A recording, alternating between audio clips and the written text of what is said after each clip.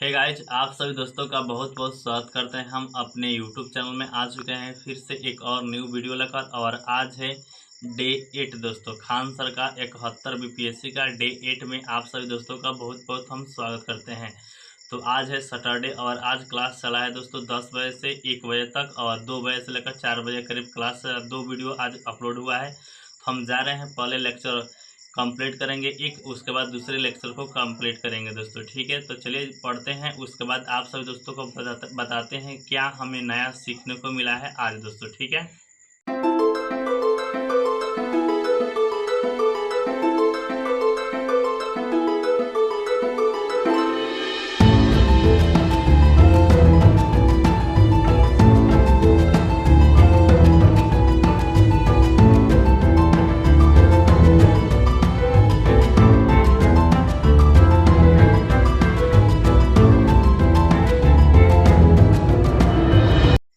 तो चलिए दोस्तों, हमें क्या डे 8 के लेक्चर 1 में सीखने को मिला दोस्तों। तो सबसे पहले एमपीसी के बारे में कंप्लीट जानकारी दिया गया और उसको लिखाया गया दोस्तों। ठीक है, कि एमपीसी कहाँ पे आता है। जैसे में एमपीसी का बात किया जाए तो एमपीसी शामिल किया गया है आई अधिनियम 1934 में संशोधन किया गया और 45 के जेडबी खंड जेडबी में जोड़ा गया दोस्तों। ठीक है, बात की जाए एमपीसी में 6 सदस्य होते हैं, जिसमें 3 सदस्य आंतरिक होते हैं, 3 सदस्य बाहरी होते हैं दोस्तों। ठीक है, जो बाहरी सदस्य होते हैं उनका कार्यकाल 4 वर्षों के लिए होता है दोस्तों। बात की जाए एमपीसी की तो एक साल में कम से कम 4 बैठक करना अनिवार्य होता है दोस्तों। ठीक है, 6 सदस्य एमपीसी में होते हैं, लेकिन जब तक 4 सदस्य उपस्थित नहीं होंगे तब तक कोई भी काम शुरू नहीं होगा दोस्तों।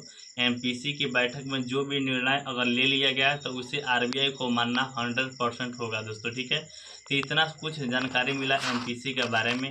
उसके बाद दोस्तों फिर से पढ़ाई शुरू हो गई मौद्रिक नीति दोस्तों। जैसा कि आपको हम बताए हैं पिछले वाले वीडियो में कि जो मुद्रास्फीति या अस्फीति होता है तो सरकार राजकोषीय नीति से नियंत्रित करती है और आरबीआई मौद्रिक नीति से नियंत्रण करती है। तो इसके बारे में कंप्लीट जानकारी बताया गया। जैसे कि मौद्रिक नीति 2 प्रकार की होती है, एक होता है पारंपरिक मौद्रिक नीति, एक होता है गैर पारंपरिक मौद्रिक नीति दोस्तों।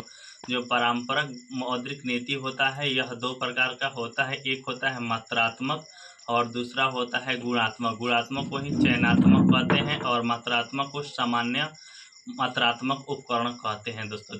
ठीक है, मात्रात्मक उपकरण 5 प्रकार का होता है दोस्तों, जिसमें होता है बैंक दर, रेपो दर, सीमांत अस्थायी सुविधा, रिजर्व रेशियो, जमा अस्थायी सुविधा, कैश रिजर्व रेशियो यानी कि नगद आरक्षित अनुपात, एक होता है वैधानिक तरलता अनुपात, एक होता है ओपन मार्केट ऑपरेशन दोस्तों। इतना आता है मात्रात्मक उपकरण में दोस्तों। ठीक है, वहीं बात की जाए गुणात्मक उपकरण में तो गुणात्मक उपकरण में दोस्तों 5 प्रकार का आता है, जिसमें होता है सीमांत आवश्यकता, साखों की राशनिंग, उपभोक्ता साख विनियमन, नैतिक तनाव और डायरेक्ट एक्शन यानी कि प्रत्यक्ष कार्रवाई। ये हो गया गुणात्मक उपकरण।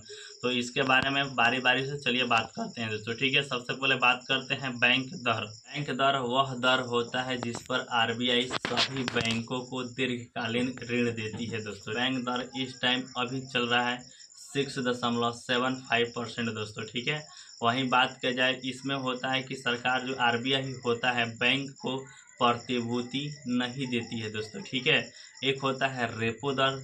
रेपो दर को रीपर्चेज ऑप्शन भी कहते हैं दोस्तों। ठीक है, रेपो दर में यह होता है कि यहाँ पे आपको बैंक दर में होता है लॉन्ग टर्म के लिए। ठीक है, और रेपो दर में होता है शॉर्ट टर्म के लिए, यानी कि अगर कोई भी बैंक को पैसे की ज़रूरत होती है तो आरबीआई देता है दोस्तों। कहने का मतलब वह दर जिस पर आरबीआई कोई भी बैंक को शॉर्ट टर्म के लिए लोन देती है तो उसी को कहते हैं रेपो दर। 28 दिन से जो कम के लिए लोन देती है उसे शॉर्ट टर्म लोन कहते हैं दोस्तों। ठीक है, वर्तमान में अभी दोस्तों रेपो दर 6.50% है।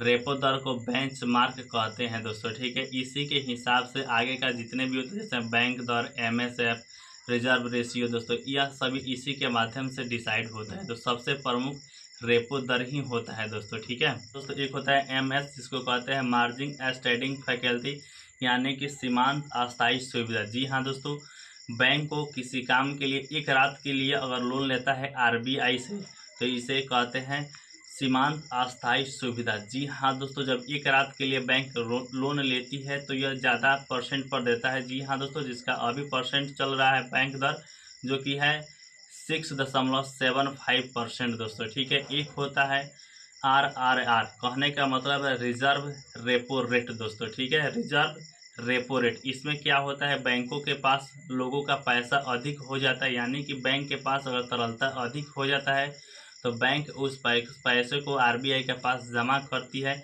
और RBI उस पैसा पर कुछ परसेंट का NDTL का कुछ परसेंट देती है, तो वही होता है रिजर्व रेशियो। तक आप लोग समझ चुके हैं। एक और होता है जिसे कहते हैं स्टैंडिंग डिपॉजिट फैकल्टीज, अस्थायी जमा सुविधा। जब बैंकों के पास अधिक पैसा हो जाता है तो उस पैसे को RBI के पास जमा करती है, तो RBI प्रतिभूति यहाँ पे नहीं देती है दोस्तों। ठीक है, अस्थायी जमा सुविधा में, लेकिन रिजर्व रेपो रेट में वहाँ पे आपका देती है प्रतिभूति दोस्तों। ठीक है, यही अंतर है इन दोनों में। तो यहाँ तक कंप्लीट पढ़ाई हो चुका है लेक्चर 1 में। तो आज ही एक और लेक्चर हुआ है, तो उसको हम जा रहे हैं पढ़ने के लिए। फिर आपसे हम मिलते हैं दोस्तों कि उसमें क्या होता है।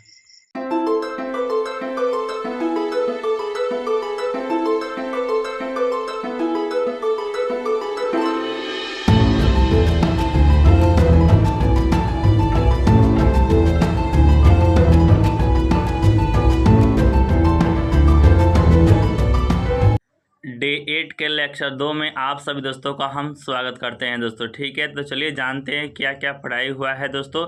तो जैसा कि मैंने आपको बताया है कि लेक्चर 1 में आपका बैंक दर, रेपो दर, CRR, MSF, SDF, यह सभी जितना भी पढ़ाई हुआ था बारी बारी से उसके बारे में कंप्लीट लिखाया गया है दोस्तों। ठीक है, CRR और SLR को नहीं बताया गया था, लेकिन इस वाले वीडियो में बता दिया गया है दोस्तों। ठीक है, तो क्या होता है आइए आप सभी दोस्तों को हम बता देते हैं। ठीक है, CRR दोस्तों यह होता है कि पब्लिक जो पैसा बैंक में जमा करती है और बैंक उस पैसे का एक न्यूनतम हिस्सा RBI के पास ले जाकर जमा करती है, जो अभी वर्तमान में 4.5% के हिसाब से रखना होता है।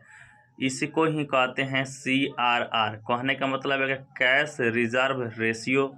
जी हाँ दोस्तों, यह जब भी रखा जाता है कैश में रखा जाता है दोस्तों। ठीक है, और इसका बात किया 2006 के बाद से जो CRR है 0 से लेकर 100% तक भी हो सकता है दोस्तों। ठीक है, उसके बाद दोस्तों बात की जाए SLR को, जिसका फुल फॉर्म होता है दोस्तों स्टैट्यूटरी लिक्विडिटी रेशियो दोस्तों। ठीक है, और कहते हैं इसको शॉर्ट टर्म में SLR दोस्तों। इसका क्या मतलब होता है, तो इसका मतलब यह होता है कि दोस्तों जैसे कि पब्लिक जो बैंक में पैसा जमा करती है तो बैंक उस पैसे में से एक न्यूनतम हिस्सा अपने पास रखना होता है दोस्तों। ठीक है, कितना हिस्सा अपने पास एक न्यूनतम हिस्सा रखना होता है, जो कि वर्तमान में है 18% दोस्तों। ठीक है, कब इसे इतना किया गया है दोस्तों, 2007 में 0 से लेकर 25 से 2007 से पहले दोस्तों 25 से लेकर 40% था दोस्तों। ठीक है, लेकिन 2007 से 25 वाला जो न्यूनतम हिस्सा है इसको समाप्त कर दिया गया।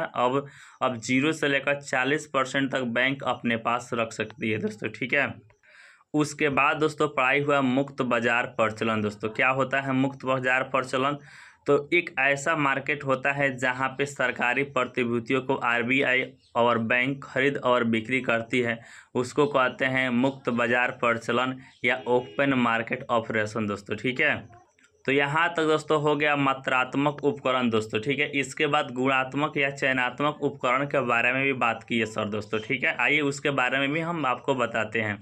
तो नंबर 1 पर आता है दोस्तों सीमांत आवश्यकता दोस्तों। जब बैंकों को लोन की आवश्यकता होती है तो वह अपने सरकारी प्रतिभूति को RBI के पास ले आकर जमा कर देता है। तो RBI उस सरकारी प्रतिभूति के बदले, मान लीजिए कि 1000 रुपये का अगर सरकारी प्रतिभूति है तो RBI 800 रुपये का लोन दे देती है, लेकिन 200 रुपया अपने पास रख लेती है। जो 200 रुपया बच जाता है उसी को कहते हैं सीमांत आवश्यकता या मार्जिन रिक्वायरमेंट दोस्तों। ठीक है, इसके बाद दूसरा बात की है सर साखों की राशनिंग या ऋण नियतन दोस्तों। यह क्या होता है, तो इसमें RBI ने डिसाइड कर दिया कि हर बैंक को किसी क्षेत्र में इतना % पैसा देना है लोन की तरफ पर। जैसे में कृषि में अभी वर्तमान में 18% चल के इतना आपको देना ही है।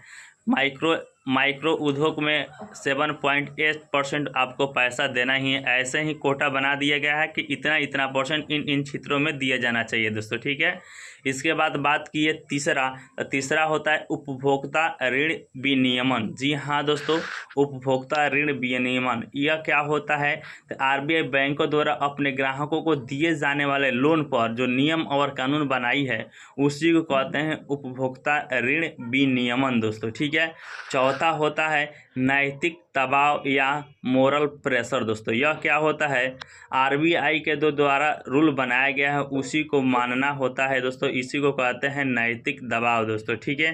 अगर कोई भी बैंक, एक होता है प्रत्यक्ष कार्रवाई, कोई भी बैंक जो आरबीआई का रूल और रेगुलेशन बनाया गया है उसको नहीं मानती है, तो जब आरबीआई गलती पकड़ती है बैंक को तो उसकी सदस्यता भी रद्द कर देती है, इसी को करते हैं प्रत्यक्ष कार्रवाई या डायरेक्ट एक्शन दोस्तों, ठीक है। तो कंप्लीट यहाँ तक पढ़ाई हो चुका है 71 बीपीएससी 2024 में। तो यहाँ तक दोस्तों कंप्लीट पढ़ाई हो चुका है। तो कैसा लगा यह ब्लॉग वीडियो आप सभी दोस्त नीचे कमेंट कर बता दीजिएगा, ठीक है। ऐसे ही वीडियो देखने के लिए आप हमारे चैनल को भी सब्सक्राइब जरूर से जरूर कर लीजिए दोस्तों, ठीक है। मिलते हैं नेक्स्ट वीडियो में, तब तक के लिए जय हिंद।